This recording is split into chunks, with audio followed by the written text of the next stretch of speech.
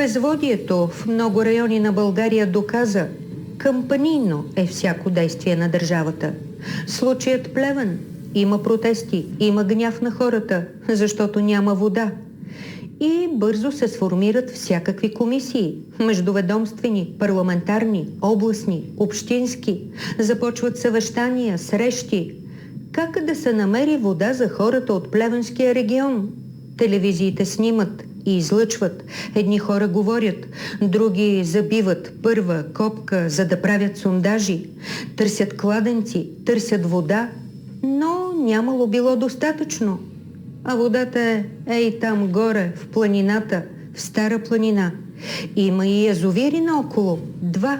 И човек си мисли, след такова раздвижване на държавата, ще потече вода. Но вода не потича, няма я.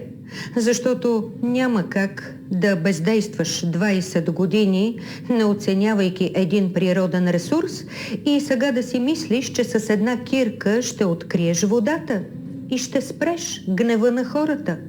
Само че, когато протестите стихнат, всичко останало по веригата стихва. Телевизиите спират да излъчват дейността на държавата по спасяването на Плевен и се преминава към следващия сюжет. Но това не означава, че хората на Плевен и района имат вече вода. Не значи и че са се примирили. Само си поемат дъх, за да продължат борбата си за това, без което животът е невъзможен. Водата. Хората искат вода да тече от чешмите. Чиста вода, която те плащат.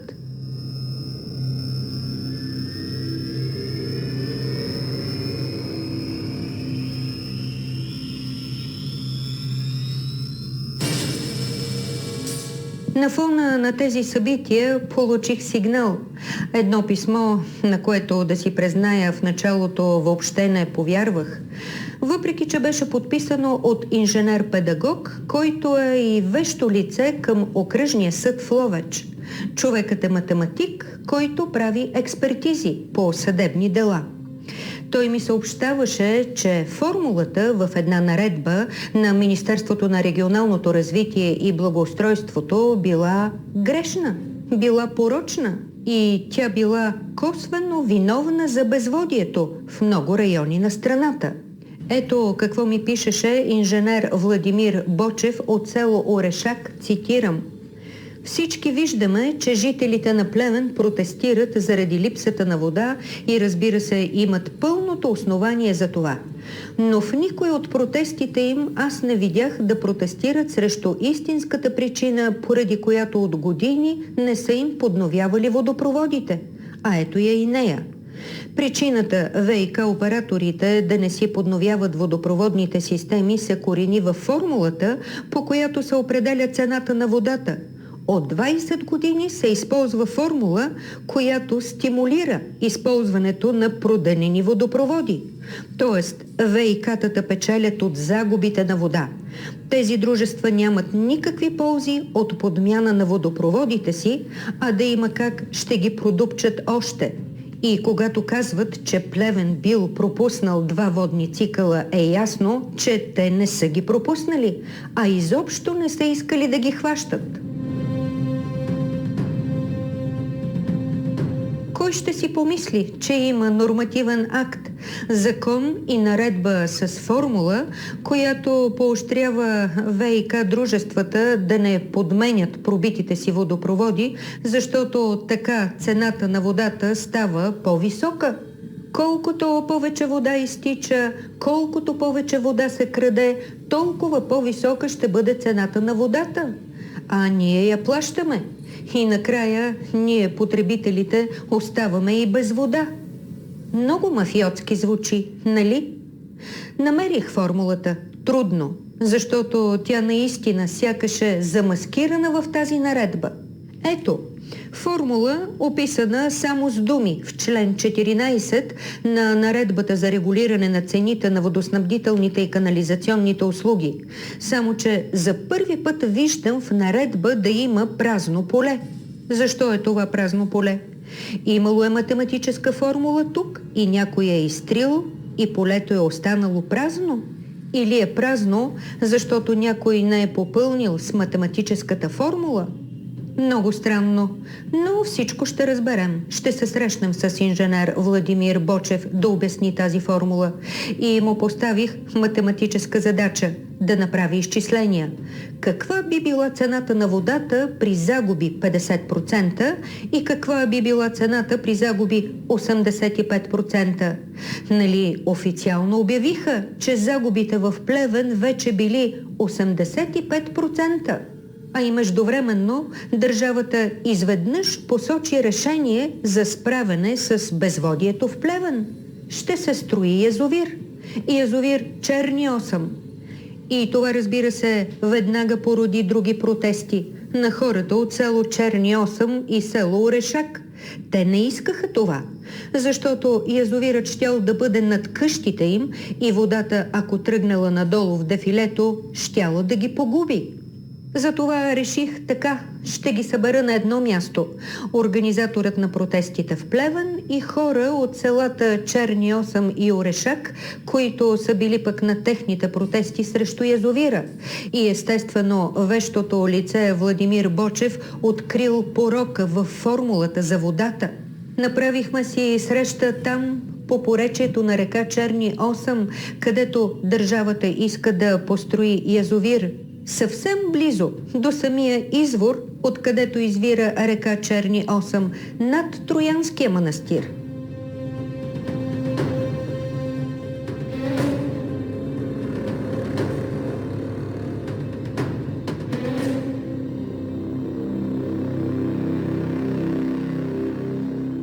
Вие сте горския, тук разбрах. Здравейте! Да, здравейте! Тук сме точно на мястото, където би трябвало да се построи този язовир Черни 8, да, който щял да реши проблема с безводието на целия регион. Той едва ли да го реши, просто трябва да се освоят средства в момента, използва се, политизира се темата много здраво.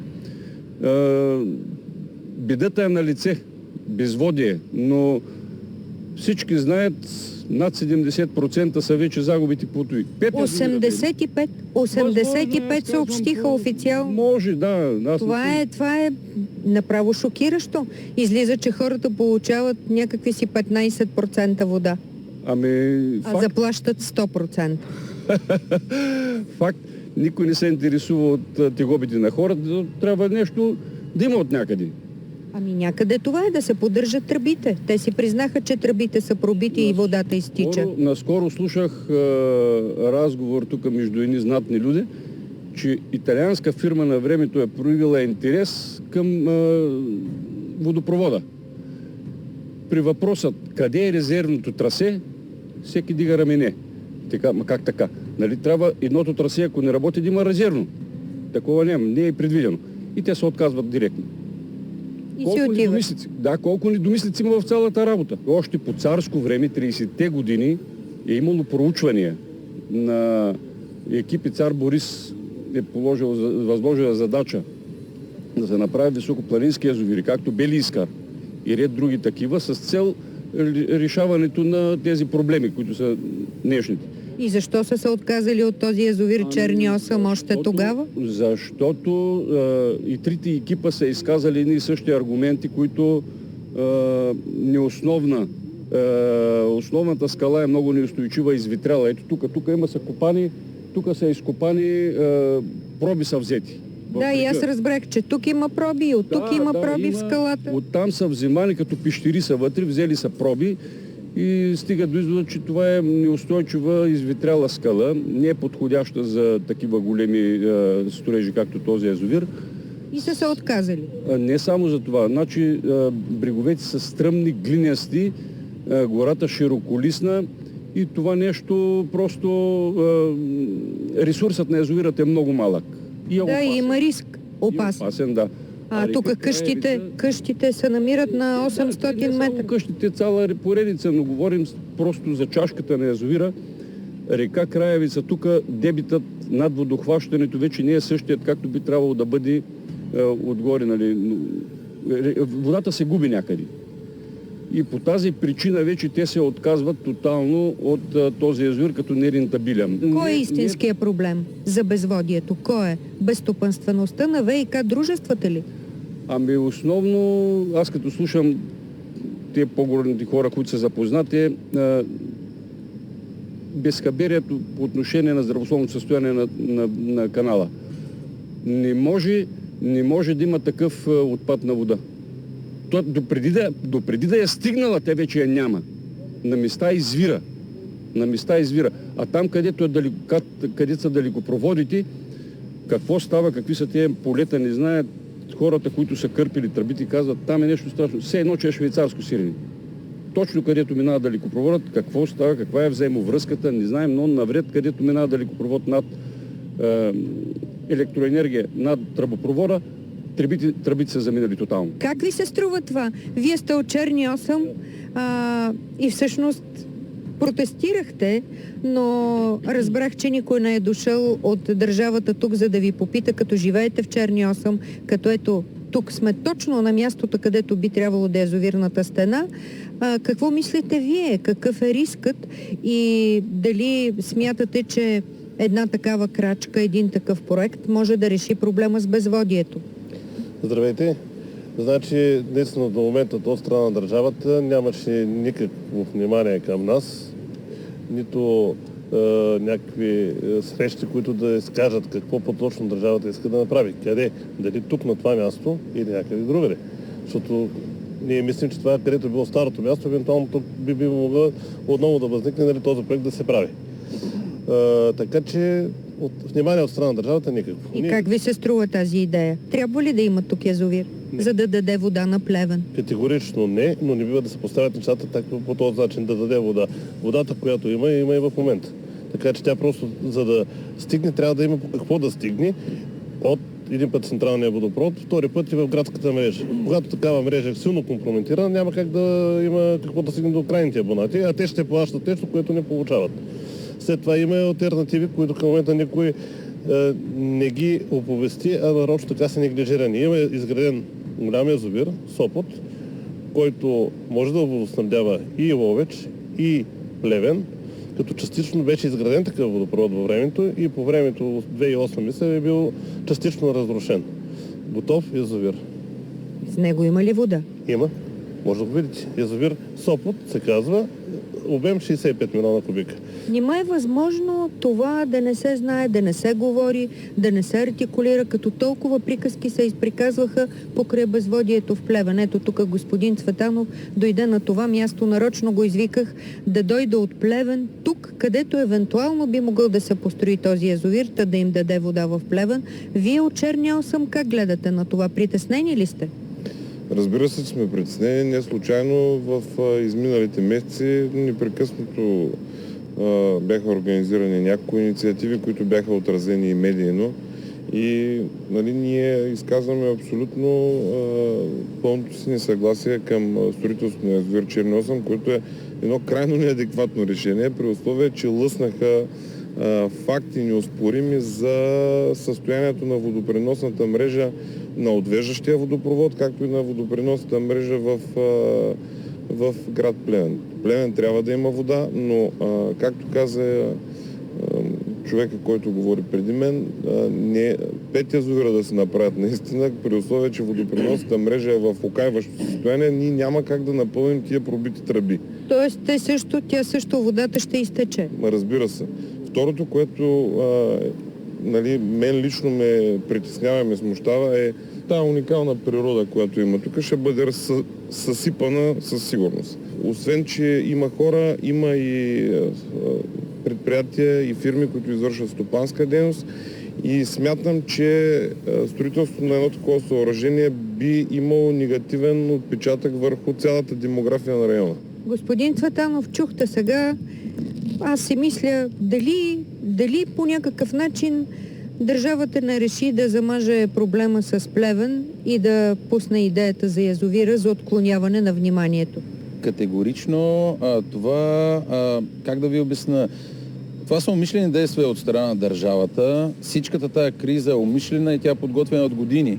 Първо, в Плевен продадоха язовир Вълчовец Как е възможно да се продаде цял язовир, който водоснабдява Плевен, да бъде продаден? Кой го продаде? И напоителни системи.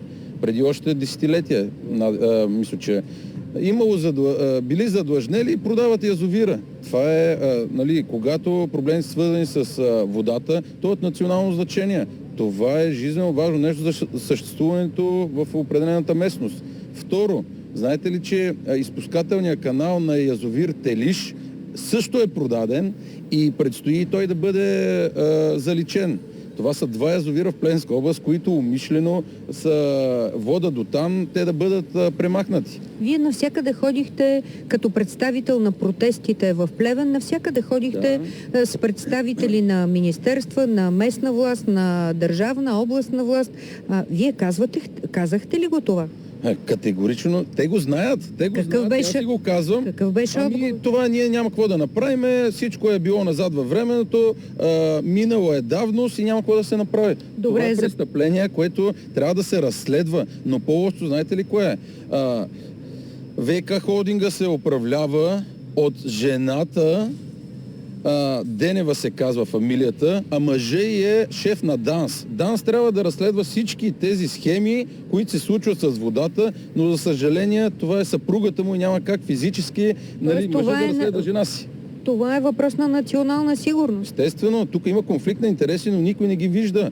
По-лошото, знаете ли кое друго е? Че ние искаме официални данни да ни предоставят от измервателните уреди по основното трасе, както и в града, казва, че са монтирани. Ние искаме да видим данни какви са реалните загуби, а не да ми говорят само в свободен текст, толкова са загубите. Искам да ви покажа. Този доклад е на КЕВР от 29.8.25 година. Тук загубите в Плевен, ето го Плевен, 78%. Това не са 85%. А сега станаха 85%. Просто умишлено се казва, че са 85% и ги надуват все повече и повече. Защо? За да може да се построи язовира, казват, на вас данни не ви трябват за загубите. Ма защо не ни трябват? Ние трябва да видим... Нали водата от язовира трябва да влезе в тръби? Има значение в какви тръби? Точно. Те склониха да ни покажат данните, водата, която влиза в града ни, на вход на града, какви са. Около 700 литра в момента влизат последните 2 месеца. На нас са ни необходими 800 литра. Но ние имаме 3 вододайни зони, от които също черпим вода и в момента 2 са спрени. Използват се при необходимост. Но по-лошото е, че всичко е една навързана схема, която няма разплитане, ако няма натиск от обществото. Ние, Плевен, може да се издържаме и без язовир. Проблема е, че в момента загубите на напоителни системи са около 90%. Когато имаме 80% загуба на вода в град Плевен и околността, те остават 10 000 кубични метра вода. Това е реална загуба от 99% загуба на вода.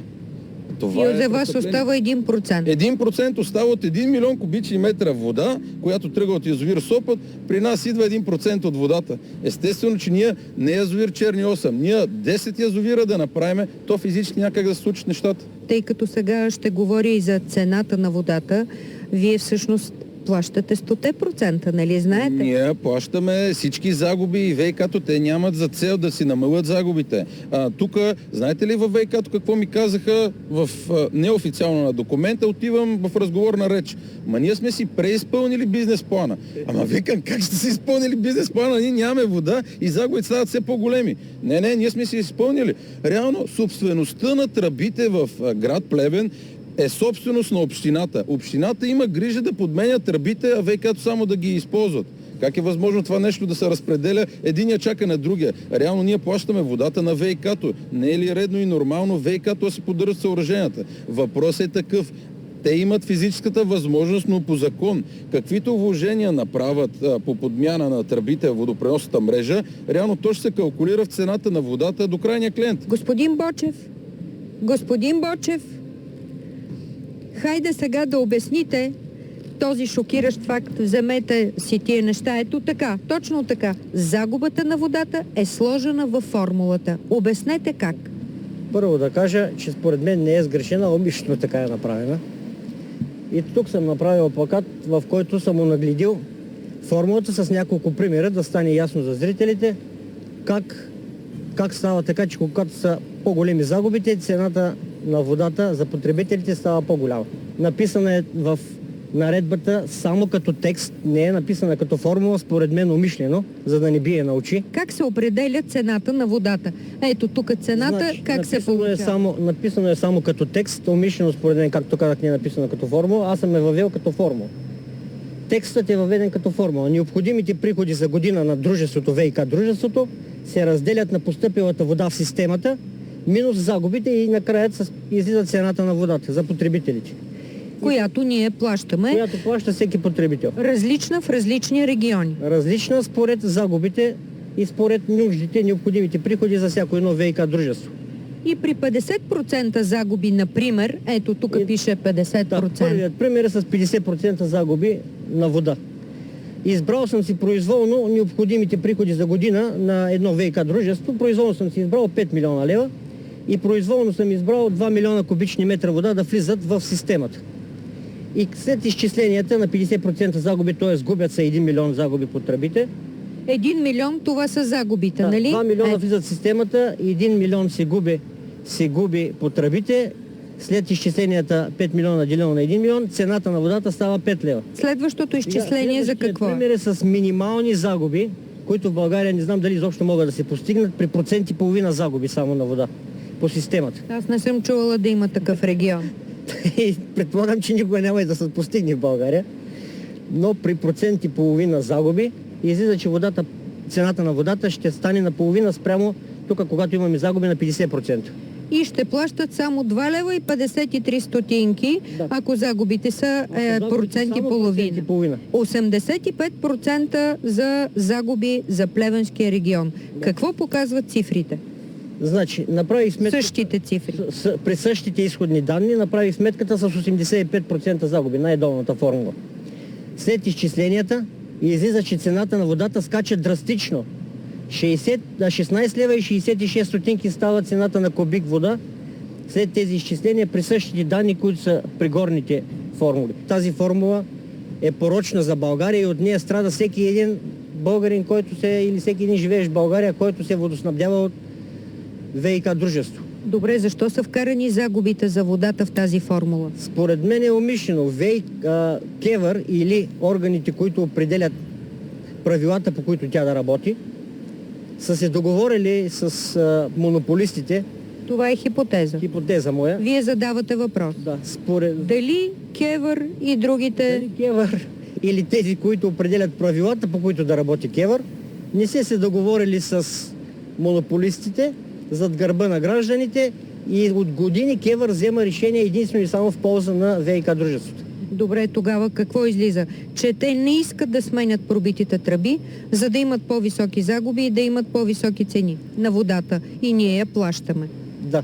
Колкото са по-големи загубите и кражбите от водопроводите, И кражбите, да. толкова повече са приходите във всяко едно ВиК дружество. Добре, вие живеете в село Оришака, което е тук по пътя надолу. Притеснява ли ви язовира, ако се построи тук? Ако язовир и стане пробив на стената, или се разруши, или бъде изревена, както стана в източна окраина язовир Каховка, населението на Черни 8 и Оришак, труповете на хората ще ни ги събират в Ловеч.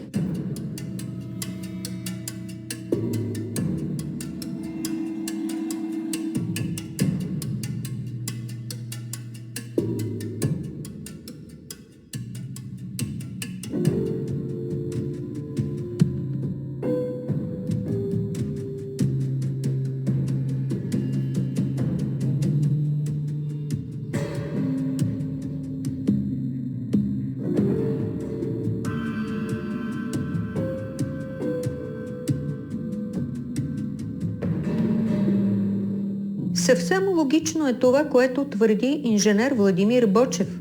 След като загубите на водата, в които влизат и кражбите на водата, има кой да ги плаща, ние, за какво име на ВиК операторите да подменят водопроводите? Видяхте, колкото повече загуби, колкото повече кражби, толкова по-висока цена на водата, от която те печелят. Но дали някой си е помислил, че ще дойде време, когато при напълно пробити водопроводи хората ще останат съвсем без вода, като в Плевен? Как гледат на тази формула хората на науката и преподавателите?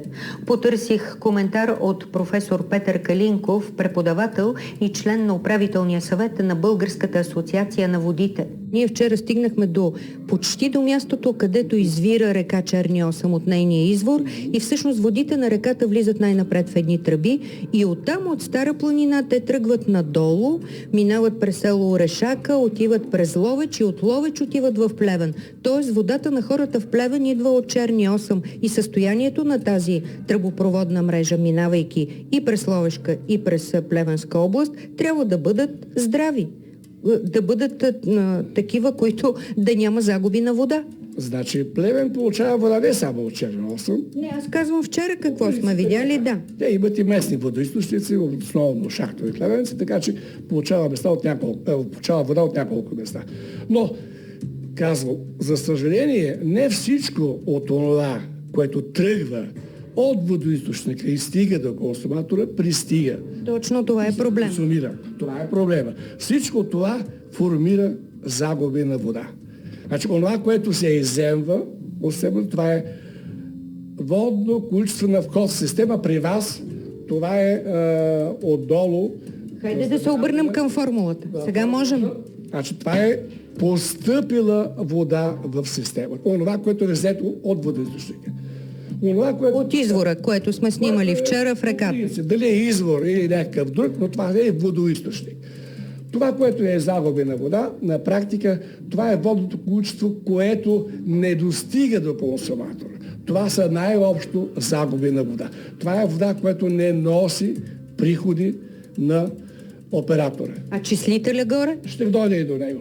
Загубите са, казахме, физически реални загуби, които са следствие несъвършенство на системата, аварии и съответно по системата има течове непрекъснати от това, че тя има недостатъчна водоплътност.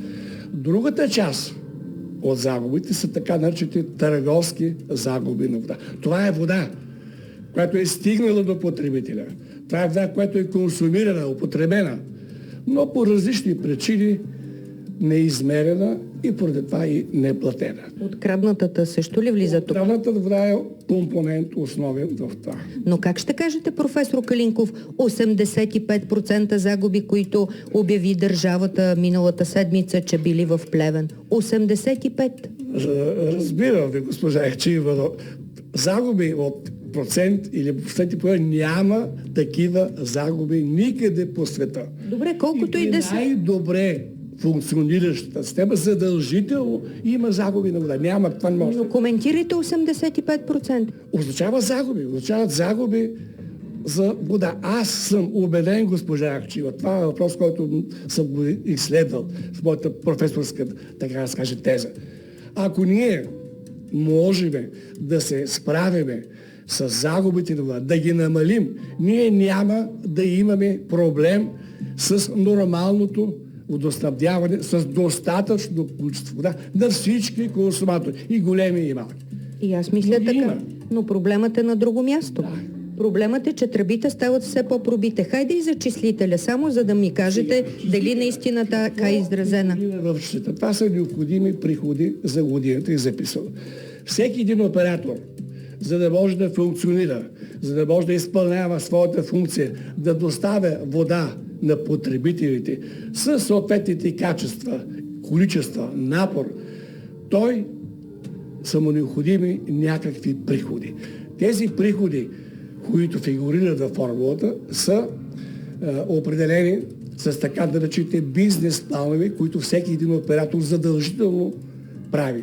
Тези бизнес планове е записано година по година какви приходи той трябва да генерира. Добре. От дадена вода. Добре. И какво става? Тези приходи ги делим на... Пак ще ви обясня. В тези приходи влиза задължително разхода, експлоатационните разходи най-общо. Това са разходи за заплати, това са разходи за електричество, това са разходи за ремонти, това са разходи за поддръжка на системата. Подмяна на тръбите.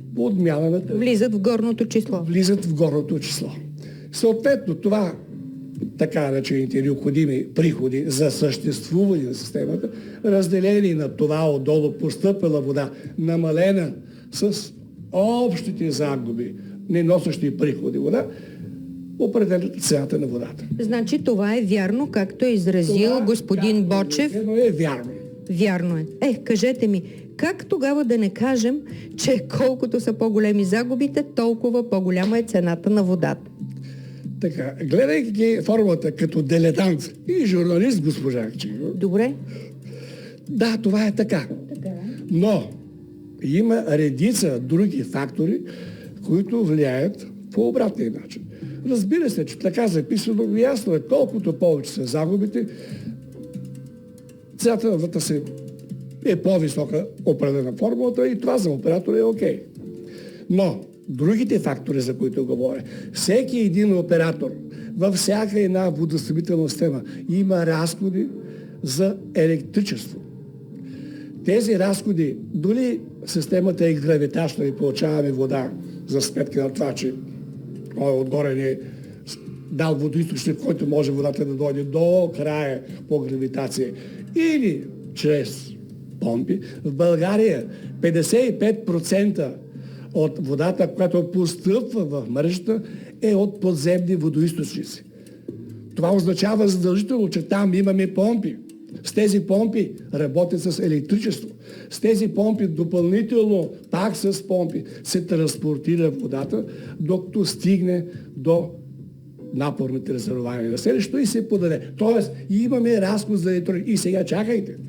Имам и аз едно но, професор Калинков. Моето но е друго, че аз се хващам не толкова за нарастващата цена на водата, ясно е, че тя ще расте, но моят въпрос е много по-сложен и по-важен. Кое ще стимулира ВиК дружествата те да намаляват тези загуби и да подменят тръбите, защото, както видяхме, тръбите са в ужасно състояние, те не са сменени. Тези загуби не стимулират редовната смяна, поддръжката на водопреносната мрежа. Какво ще кажете? Продължавам. Репликирайте ми на това. Вярно ли е? Не е вярно. Не е вярно? Не е вярно. Не е, защото ВиК операторите са стимулирани, не стимулирани, а заинтересовани да намаляват загубите на вода, защото по този начин те намаляват общото количество подадена вода в системата. Това намаляват. Да, но никъде не са го правили. Щом не са го правили, значи е факт. Не са го правили. Правят го, навсякъде го правят. Значи не навсякъде, аз говоря за Плевенския регион. Вече факти са изнесени без край. Не, моето разследване е за Плевенския регион. Трябва да отида на другите места, за да кажа. За Плевенския регион е този проблемът. Тръбите, които видяхме, че са зле и дори приеха едни пари да започне от юли месец да ги подменят. Значи, тогава ще кажете ли, че съм права тогава за Плевенския регион? За Плевенския регион по принцип сте права, ако те не намаляват загубите на вода. Ами не ги намаляват. Очевидно, т.е. в случая вие сте права. Но пак не казвам, най-общо по отношение на формулата, операторите са стимулирани, защото намалявайки загубите, те на практика намаляват. Кой намаляват? Нищо не намаляват. Намалява знаменателя. Не намалява. Увеличава знаменателя. Увеличава се знаменателя. И съответно цената се повишава. Да. Но тази цена, бето те повишават и генерират приходи, тя може и трябва да отиде за именно онова, за което вие... Но не отива. Ето това е проблем. Трябва, но не отива. Имат. Добре, кой ще ги задължи? Защото, вижте, аз работя с факти. Ето, казвам ви факт. През 2020 държавата беше изпаднала в колапс заради водната криза в Перник. Гледахме през сателит, през тук, през там, видя се язовир Студена какво е ставало. Тогава се отчете 50% загуби за Перник. Тогава се каза, че някои крадат от водата. Добре, как е възможно след 5 години държавата нищо да не е направила и сега да отчитаме 85% загуби? Т.е. загубите никой не иска да ги пипне в държавата. Значи, не е така, никой не иска да ги пипне. Кой ги е пипнал? Достатъчно. Ама кой ги е пипнал? Формулата е една и съща. Ще съм съгласна, че ги е пипнал, ако сменят формулата. Не е виновна формулата. Виновни са операторите, че недостатъчно грижи полагат с всички усилия да бъдат насочени към намаляване на загуби. Защо не ги полагат?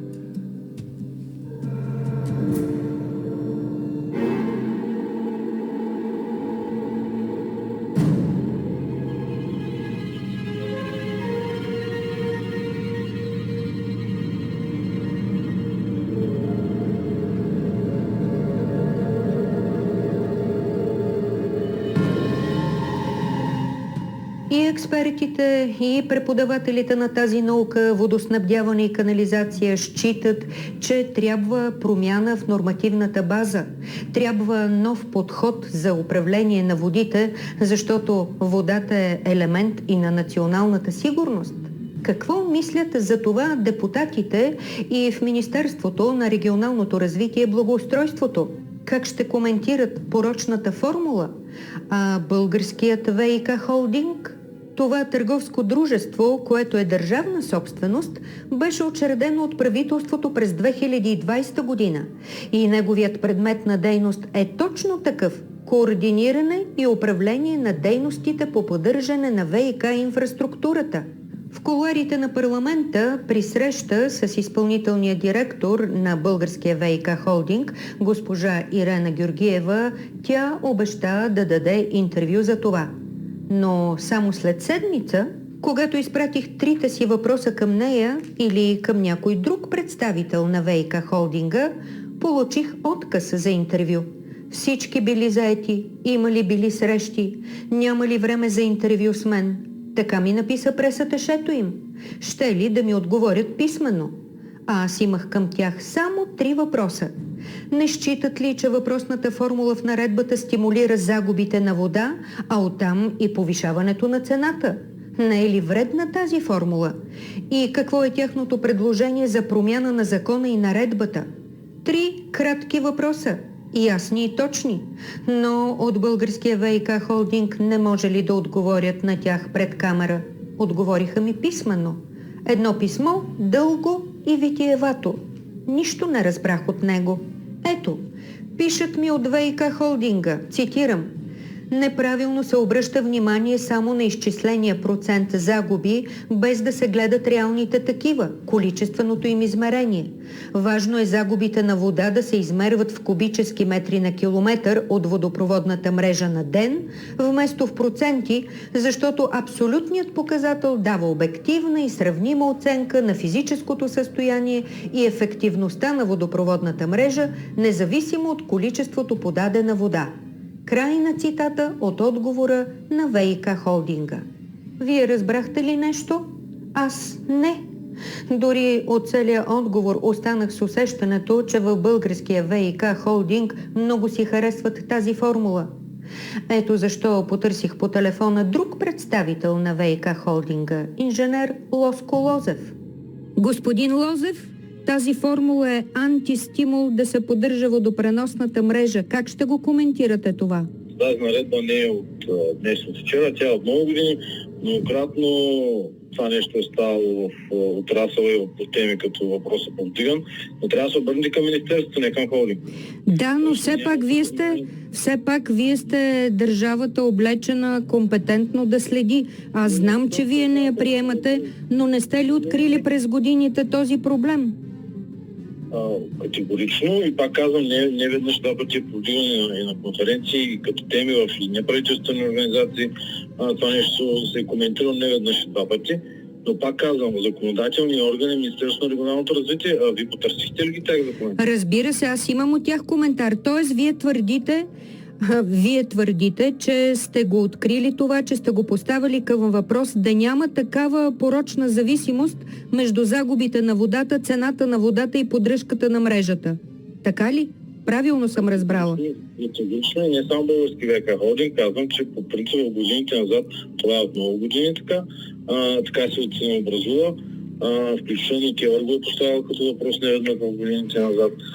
Но така или иначе, то е много просто изкарано от контекста, това, което казвате. За знаменателя са загубите и така се увеличават цената. Има логична причина, ако се тръгне по логически път, защо е това така. Така че, за да се предотврати този недостатък, трябва да се промени цялата система на ценообразуване, но това не е в компетенция на българския ВиК холдинг категорично.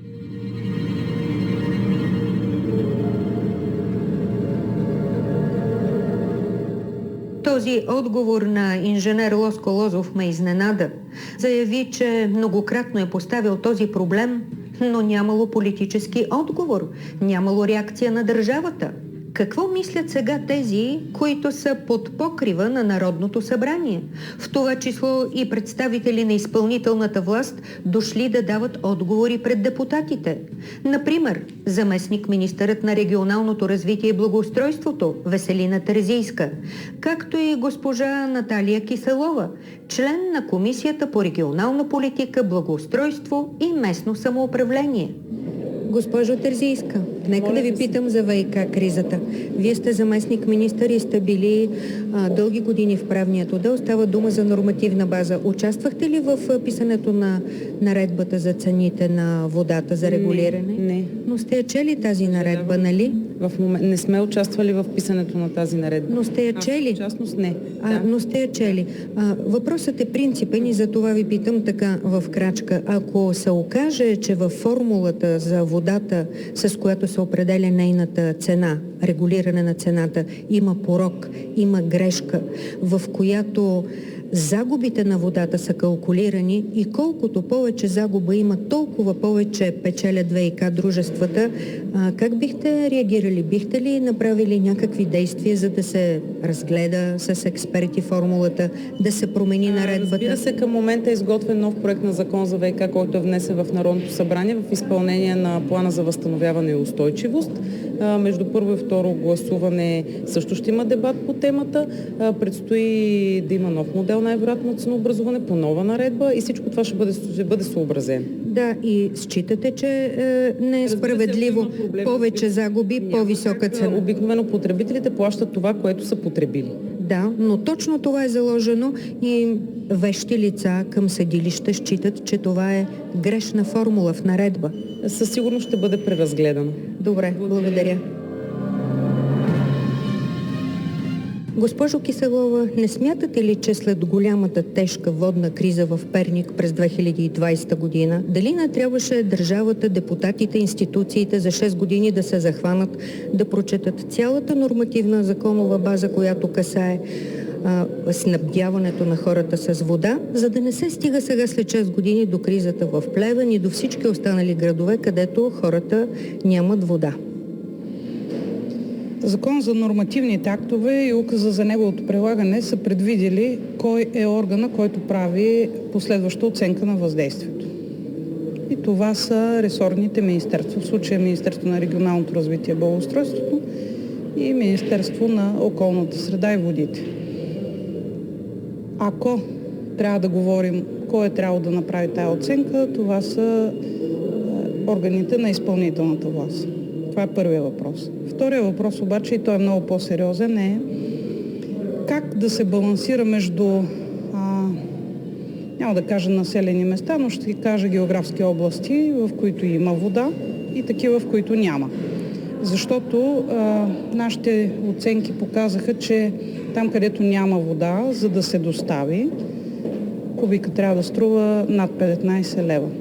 А там, където има, струва, да кажем, до 2 лева. И баланса между тези две цени трябва да гарантира всеки да има достъп до питейна вода. И тъй като в момента вървят обсъждания на промени за изцяло нов закон за ВиК, поради това, че ние не сме съгласни с някои аспекти на закон, затова той не е влязъл за второ гласуване. Представете си, че в наредбата има една грешна формула, която поощрява да има загуби, за да бъде по-висока цената на водата. Струва ли си депутатите във вашата комисия да се захванат по-сериозно с тези текстове? Ако вие казахте, че е наредба, то тогава тя е издадена от министър. Всичко е въпрос на диалог. Някой трябва да каже на ВиК дружествата: ще махнем от формулата числото за загубите на водата, за да може да сменяте по-бързо тръбите. Грубо казано. Нали не очаквате като юрист да каже, че Народното събрание може да отмени наредба? Не да отмени, да поиска, да, нали викате министъра тук, който и да е министър, да отговаря, да изисквате от него да се промени тази наредба. Това можете, нали? Може да се зададе въпрос, да се обясни как се формира цената на водата. И той ще отговори. Добре. Но ако има журналистическо разследване за грешна форма, грешна имам предвид порочна, която поощрява състоянието, в което се намираме сега на безводие. Не искайте от мен да кажа нещо, което противоречи на общите правила.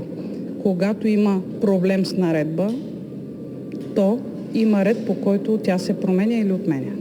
Да, но наредбата е поднормативен акт на закон. Точно. Тя е във връзка с закон. Точно така, и за това може да се оспори по съдебен ред или да се поиска от министъра да бъде променена.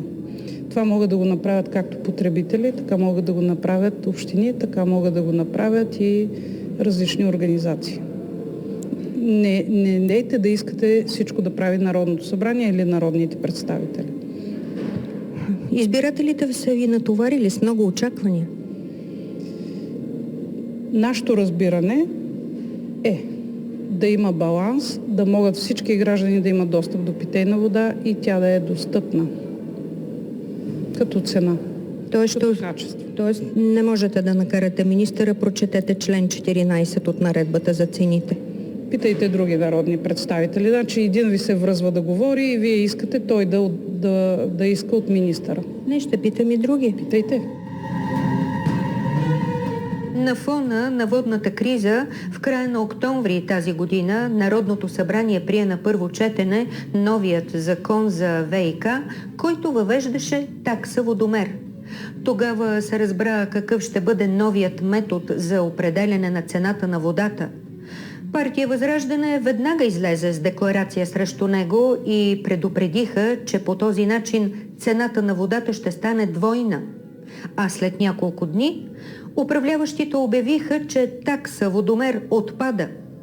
А формулата? Тази, която не се вижда на пръв поглед в наредбата, кога ще отменят? Защото тя поощрява кражбите и загубите на вода. И сякаш наистина излиза така, че формулата краде водата на хората, а те я плащат. И къде отиват парите?